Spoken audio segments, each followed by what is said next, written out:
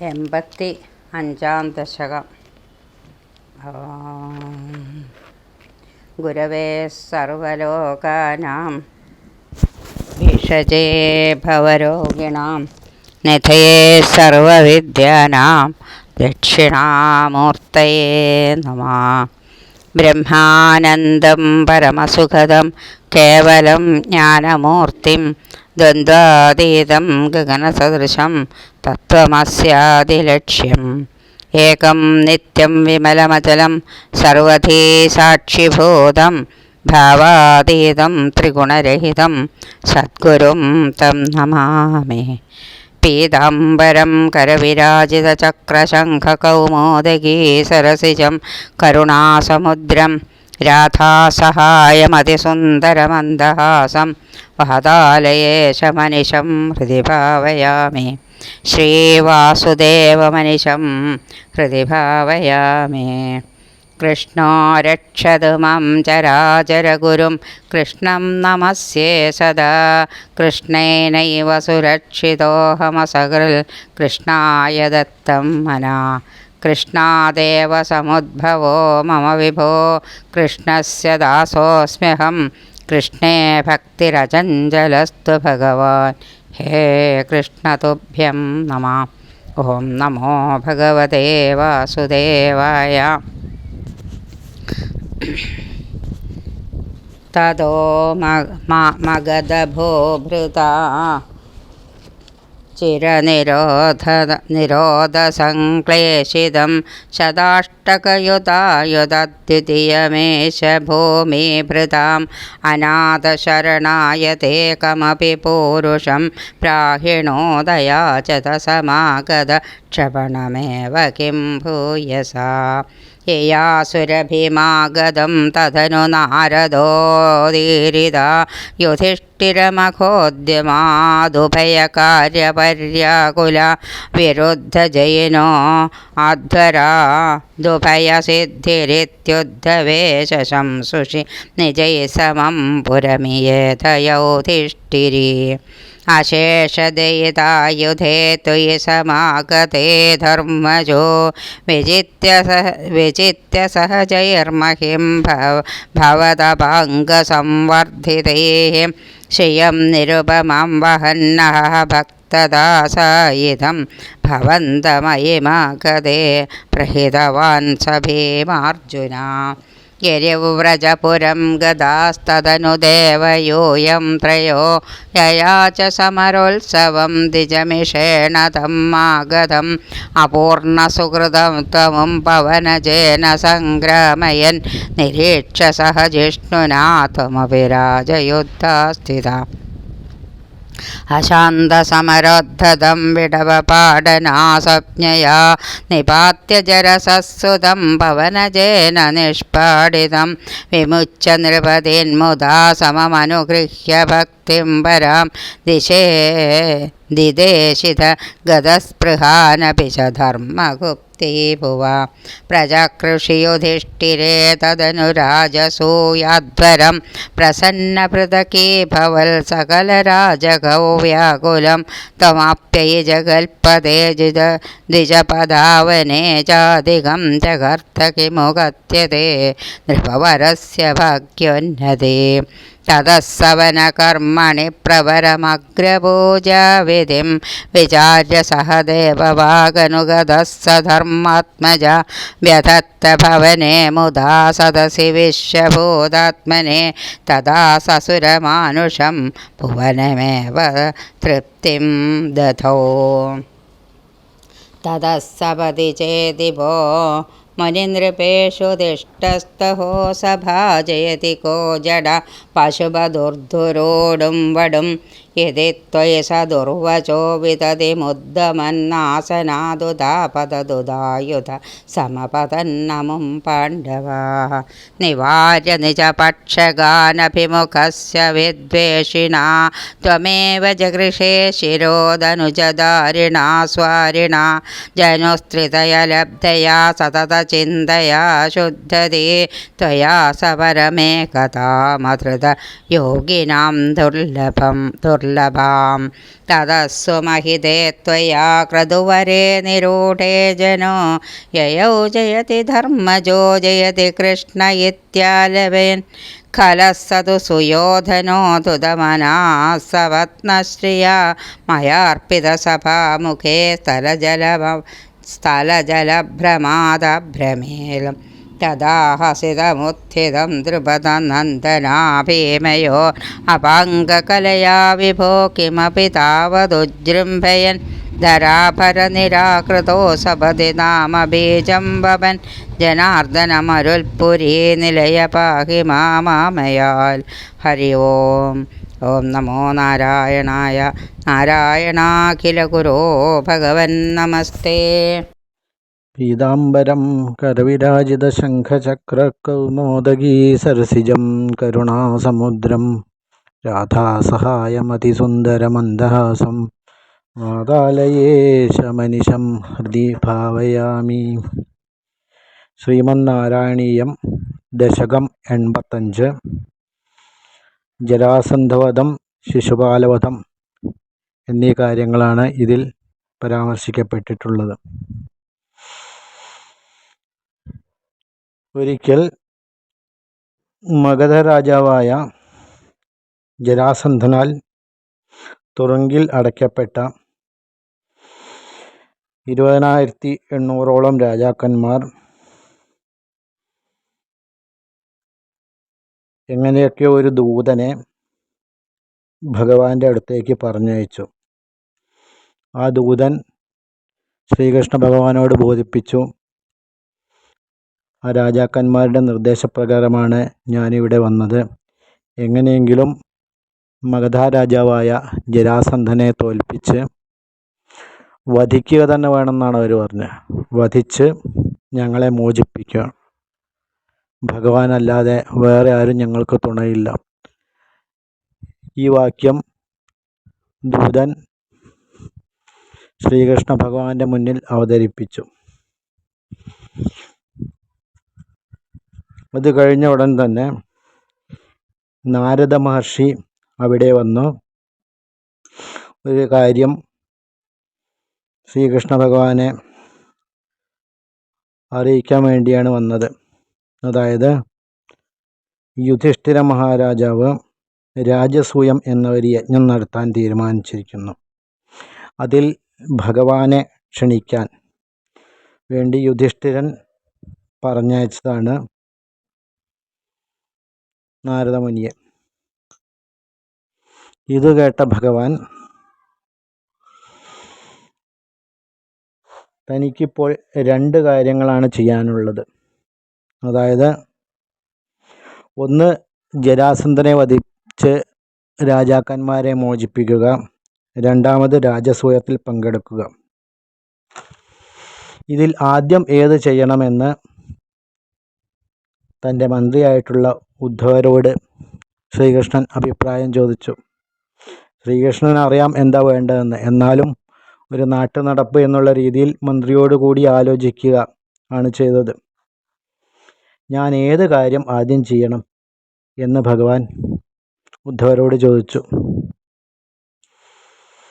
അപ്പോൾ ഉദ്ധവൻ പറഞ്ഞു, രാജസൂയം എന്ന യജ്ഞം ഭൂമിയിലുള്ള സകല രാജാക്കന്മാരെയും ജയിച്ചിട്ട് അവരിൽ നിന്ന് ധനം സ്വീകരിക്കുകയും ഇനി കീഴടങ്ങാത്ത രാജാക്കന്മാരെ യുദ്ധത്തിലൂടെ കീഴടക്കിയ ശേഷം സർവ്വരാജാക്കന്മാരുടെയും മേൽക്കോയ്മ സ്വീകരിച്ചതിനു ശേഷം മാത്രം നടത്തുന്ന ഒരു യജ്ഞമാണ് രാജസൂയ യജ്ഞം. അതുകൊണ്ട് തന്നെ അല്ലയോ ഭഗവാനെ, അങ്ങ് രാജസൂയം തന്നെ ആദ്യം ചെയ്യണം. അതിന് പങ്കെടുക്കാൻ പോകണം. കാരണം രാജസൂയം നടത്തണമെങ്കിൽ ദിഗ്വിജയം നടത്തണമല്ലോ. അപ്പോൾ രാജാക്കന്മാർ എല്ലാവരും അതിന് തയ്യാറാണെങ്കിലും ജരാസന്ധൻ അതിന് തയ്യാറാകില്ല. അപ്പോൾ ആ കാര്യം പറഞ്ഞ് ജരാസന്ധനെ യുദ്ധത്തിന് ക്ഷണിക്കാം.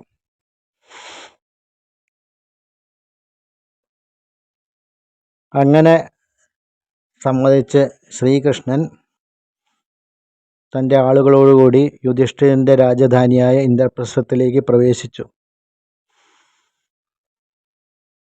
ഭഗവാന്റെ അനുഗ്രഹത്താലും പാണ്ഡവരുടെ ആയുധബലത്താലും സകല രാജാക്കന്മാരെയും ജയിച്ച് ദിഗ്വിജയം നേടിയെങ്കിലും ജരാസന്ധൻ മാത്രം കീഴടങ്ങിയില്ല. ജരാസന്ധനെ ജയിക്കാൻ ആർക്കും സാധ്യമല്ല.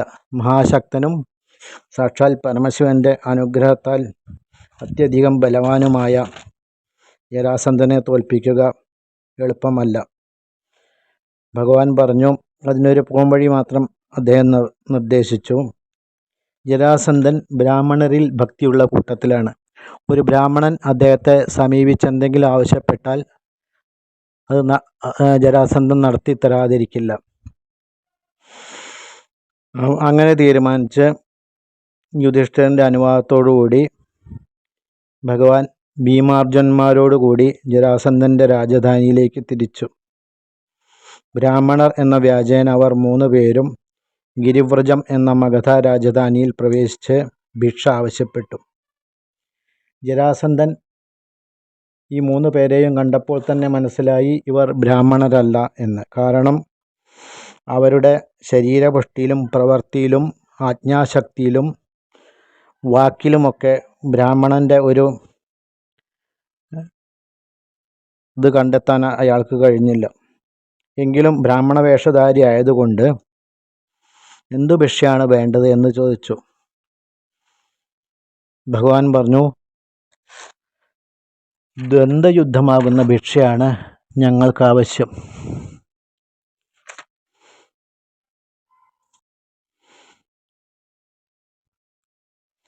യയാച സമരോത്സവം ദ്വിജമിഷേണ തം മാഗധം.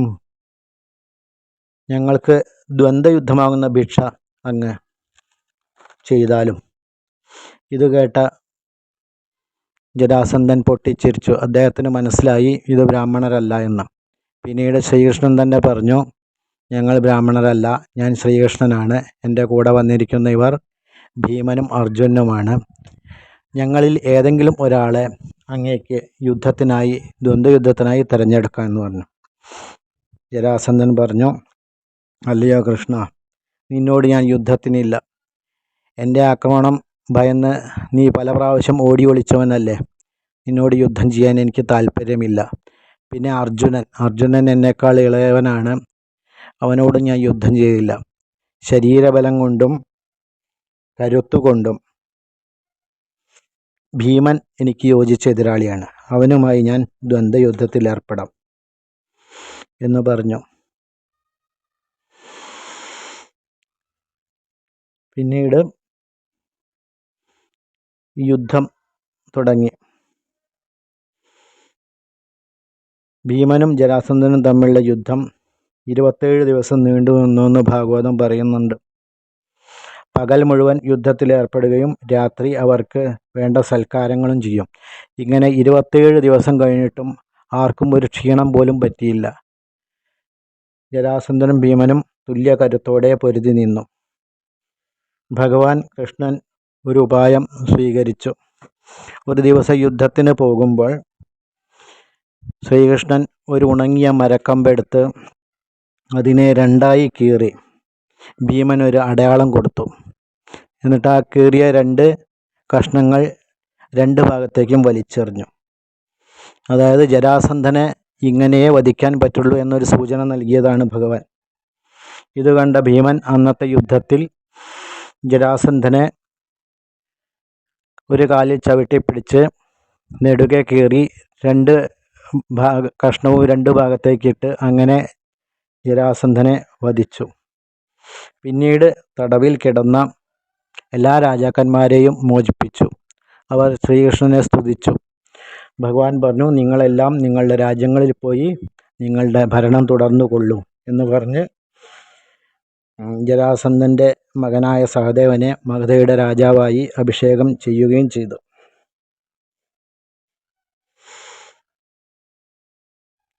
ഇങ്ങനെ ദിഗ്വിജയം നേടിയ ശേഷം യുധിഷ്ഠിരൻ തൻ്റെ രാജസൂയ യജ്ഞം പൂർത്തിയാക്കാൻ തീരുമാനിച്ച് എല്ലാ രാജാക്കന്മാരെയും ക്ഷണിച്ചു വരുത്തി. ഈ ജഗത്തിൻ്റെ പതിയായിട്ടുള്ള കൃഷ്ണൻ സാക്ഷാൽ ഭഗവാൻ.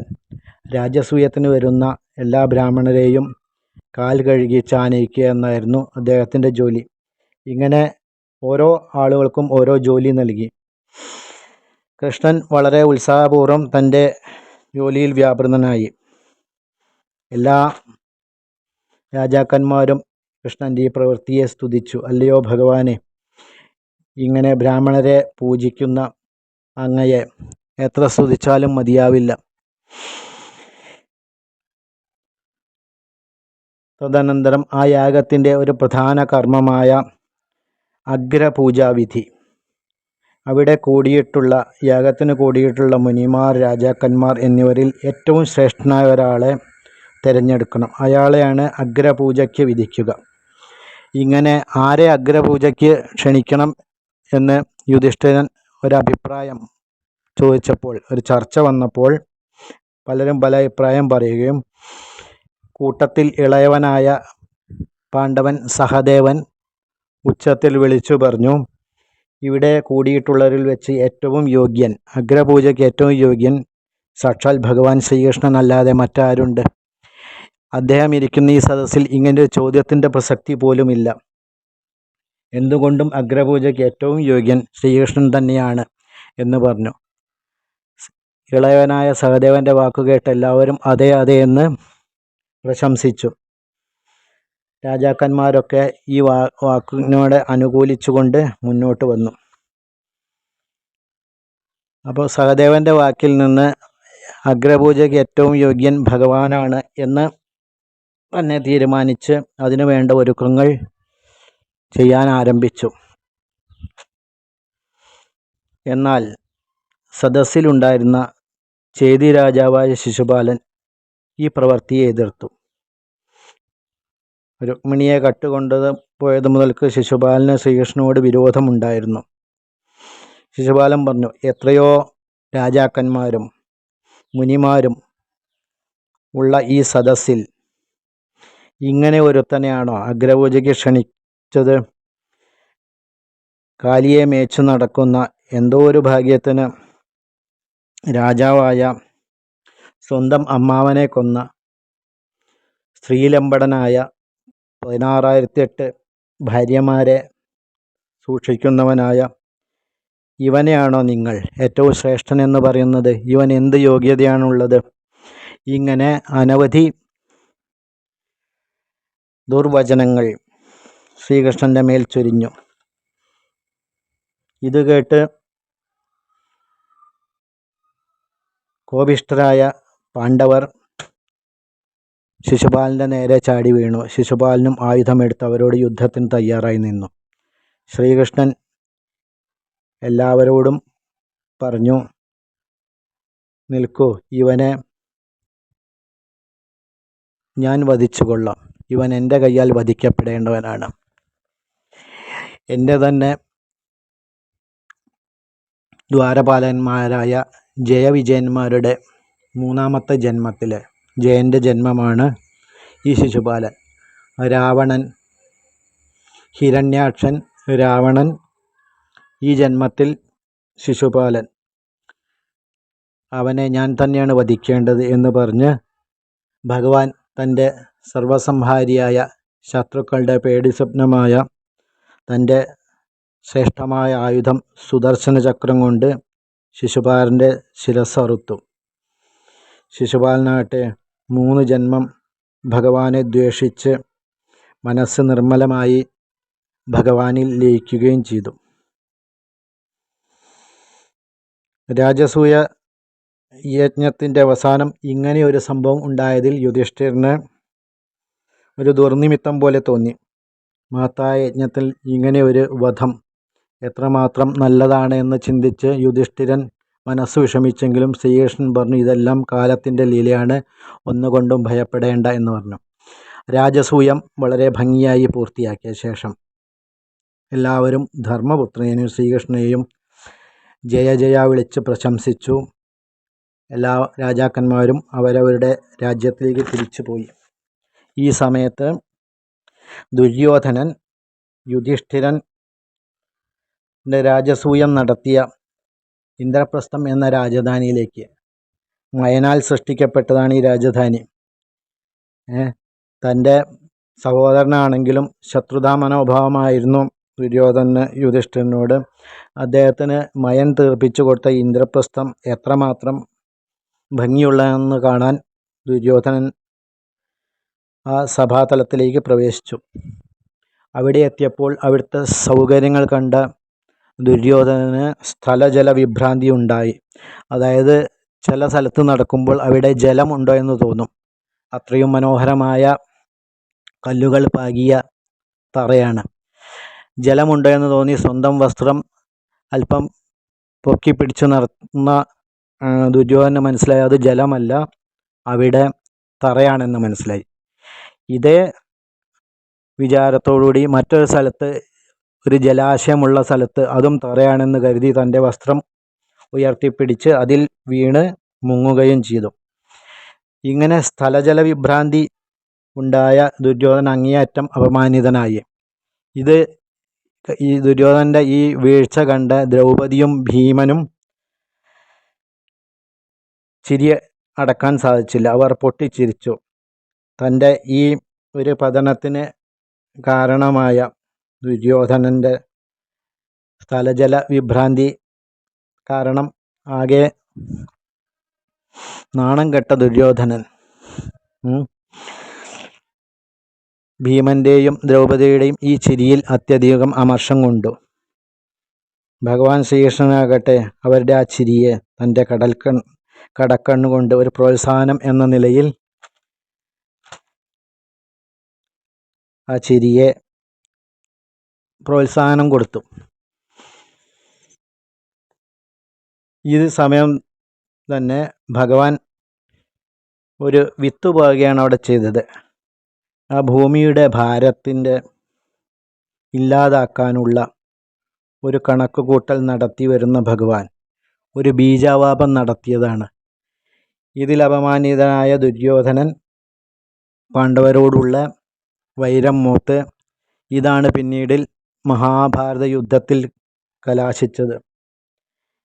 ഇങ്ങനെ എല്ലാം ചെയ്യുന്ന സാക്ഷാൽ ഗുരുവായൂരപ്പ അങ്ങേക്ക് നമസ്കാരം എന്ന് പറഞ്ഞാണ് ഇവിടെ മേൽപ്പത്തൂർ നാരായണ ഭട്ടതിരി ഈ ദശകം അവസാനിപ്പിക്കുന്നത്. സർവത്ര ഗോവിന്ദനാമ സങ്കീർത്തനം. ഗോവിന്ദ ഗോവിന്ദ.